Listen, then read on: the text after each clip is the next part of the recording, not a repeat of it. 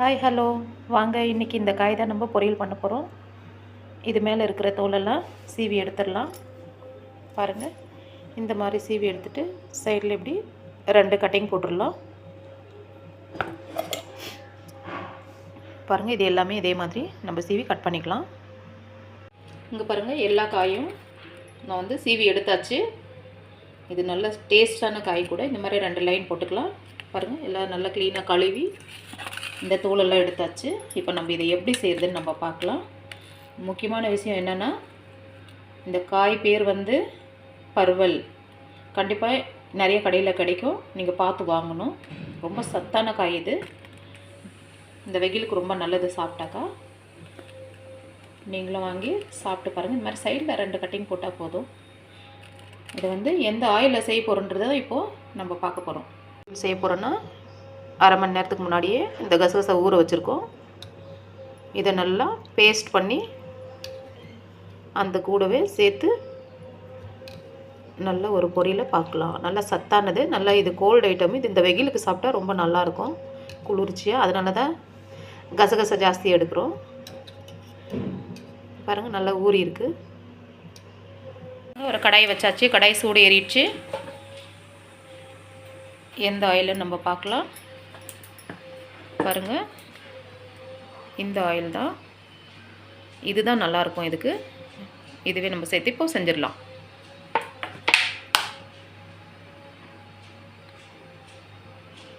போதும், இது போதும். இது நல்லா சூடு ஏறட்டும். அப்புறமா நம்ம காயை சேர்த்துக்கலாம். நல்லா சூடு ஏறிடுச்சு. இப்போ நம்ம காயில் இதில் சேர்த்துக்கலாம். முழுசாக தான் போடுங்க.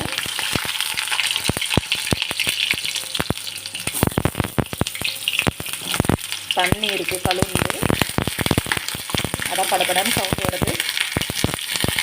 இவ்வளோ பெரிய காய் போடுறாங்களே, இது எப்படி வதங்கும், இது எப்படி பொரியலாக சாப்பிட்றது நம்ம எடுத்து அப்படின்னு நீங்கள் நினைக்கலாம். ஆனால் இது வதங்கிடுச்சுன்னா சின்ன சின்னதாக ஆகிடும். ரொம்ப டேஸ்ட்டாக இருக்கும். இது கூடவே நம்ம ஒரு 1/4 டீஸ்பூன் மஞ்சள் பொடி போடலாம். ஒரு 1/2 ஸ்பூனு உப்பு சேர்த்துக்கலாம். இப்போ இதை நல்லா வதக்கலாம். பாருங்கள், இந்த மாதிரி நல்லா வதக்கி விடணும். இதை நல்லா வதங்குற அளவுக்கு இதை வதக்கி விட்டுக்கிட்டே இருக்கணும், கைவிடாமல். 2 செகண்டுக்கு ஒரு வாட்டி வதக்கலாம். அதுக்கும் அப்படியே இருக்கணும்னு ஒன்றும் இல்லை. இது இப்படியே வதங்கட்டும். நல்லா நம்ம கசகசாவை நல்லா பேஸ்ட் பண்ணி எடுத்துக்கலாம். வாங்க.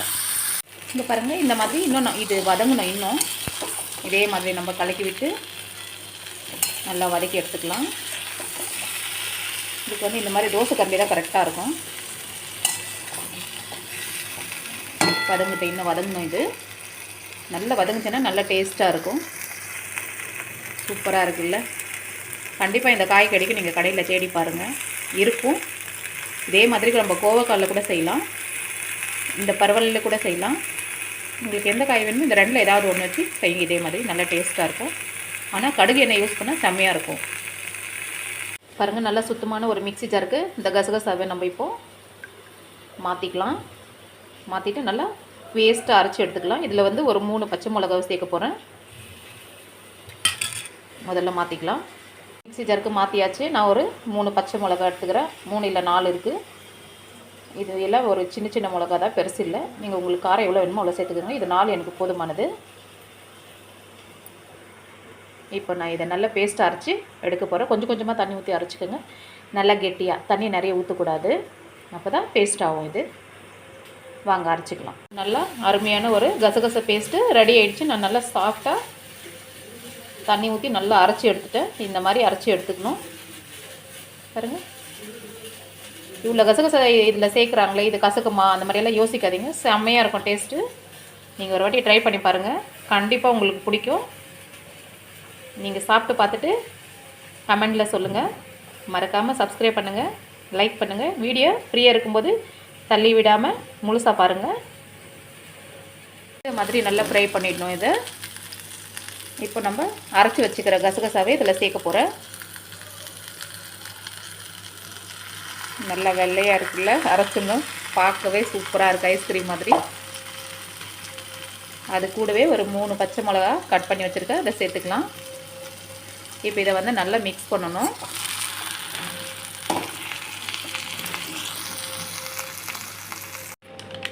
பாருங்கள், நான் எவ்வளோ கசகசை எடுத்துக்கிறேன்னா 50 கிராம் கசகசை எடுத்திருக்கேன். பாருங்கள், இந்த ஜேகே இந்த கம்பெனி தான், நல்லாயிருக்கும் இது. 50 கிராம் எடுத்து அரை மணி நேரம் நல்லா ஊற வச்சு அரைச்சி பேஸ்ட்டாக்கி இதில் சேர்த்துருக்கேன். ஏன்னா உங்களுக்கெல்லாம் டவுட் இருக்கும், இது எவ்வளோ கசகசை இவங்க ஊற வச்சு அரைச்சி அதில் சேர்க்குறாங்க, நிறைய தெரியுது எவ்வளோன்னு தெரியலேன்னு உங்களுக்கு கன்ஃபியூஷன் கண்டிப்பாக வரும். 50 கிராம் எடுத்தால் போதும். நான் அதுக்காகவே இதை காமிக்கிறேன். இந்த மாதிரி நல்லா கலக்கி விட்டுக்கலாம். கலக்கி ஒரு 10 மினிட்ஸ் சிம்லேயே மூடி வச்சிடலாம்.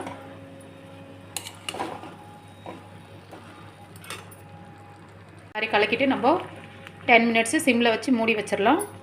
நான் இப்போ சிம்மில் தான் வச்சுருக்கேன். இப்போ நான் மூடி வைக்க போகிறேன். என்னடா இப்போ பார்த்தாலும் கசகசை வச்சு இவங்க சமைக்கிறாங்களேன்னு யோசிக்காதீங்க. இந்த வெயில் காலத்துக்கு ரொம்ப கூலிங்கானது. நீங்கள் சாப்பிட்டு பாருங்கள், நல்லா சத்தானது கூட, உடம்புக்கு ரொம்ப நல்லது. இவ்வளோ ரேட் கொடுத்து எப்படி வாங்கணும்னு யோசிக்காதீங்க. கண்டிப்பாக இதை செஞ்சு சாப்பிட்டு பாருங்கள். டேஸ்ட்டும் உங்களுக்கு பிடிக்கும், உடம்புக்கும் ரொம்ப நல்லது. இப்போ நம்ம இதை மூடி வச்சிடுறேன். பாருங்கள், 10 நிமிஷம் ஆகிடுச்சு சிம்மில் வச்சு. இப்போ நான் ஓப்பன் பண்ண போகிறேன். பாருங்கள், சூப்பராக கசகசெல்லாம் நல்லா வெந்து மலர்ந்து வந்திருக்கு. நம்ம இதை நல்லா கலக்கி திரும்ப ஒரு 2 நிமிஷம் மூடி வைக்கலாம். நான் வந்து ஒரு ஸ்பூனு சுகர் சேர்க்க போகிறேன். நல்லாயிருக்கும். நல்லா இதை மிக்ஸ் பண்ணிக்கலாம். சூப்பரான டேஸ்ட்டு. ட்ரை பண்ணி பாருங்கள் நீங்கள். பாருங்கள், நல்லா மிக்ஸ் பண்ணியாச்சு. நான் திரும்ப ஒரு 5 மினிட்ஸ் சிம்மில் மூடி வைக்க போகிறேன். ஏன்னா நம்ம ஒரு ஸ்பூன் சுகர் சேர்த்துருக்கோம், அதனால மூடி வைக்கிறேன்.